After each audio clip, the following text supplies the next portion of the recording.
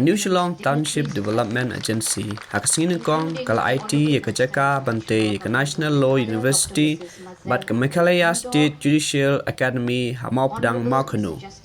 Yakne ke Jaka la Aiti da Menteri Rangba Kejela Sri Conrad K Sama Syau Chief Justice ke Meghalaya High Court bat Chancellor ke National Law University Usajib Banerjee Hakajinglang ke Balong hamau pedang mau kenu.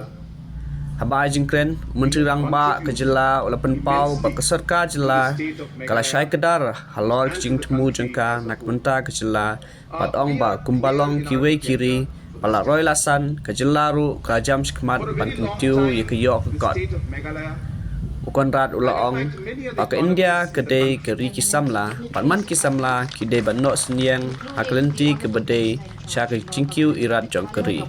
We are all working towards building and ensuring that this institute would at the end contribute immensely to the state of Meghalaya and to the country as a whole. We are clear in our agenda for the state. For a very long time, the state of Meghalaya, and in fact many other economies in the country and across the world, have been what we all call an extractive form of economy, which basically means we extract our resources and we build on selling these resources, and that's how the economy or the GDP grows. And hence we have seen many nations, especially the smaller nations, which have managed to move from what we call an extractive economy into something which we call a regenerative economy. And the regenerative economy is an economy that develops a lot and bases a lot on the human capital that you have. And hence, if Meghalaya in the years to come and decades to come, this is not going to happen in a single day or a year. But in the course, in the future, if a state like ours has to move forward and come into an area where we start looking at becoming more of a regenerative economy, it is only through development of human capital can we achieve it. And hence, though we have a large number of challenges that the state faces, we have to start somewhere. And the start may not always be easy. And sometimes we may fail. Sometimes things might not go as planned.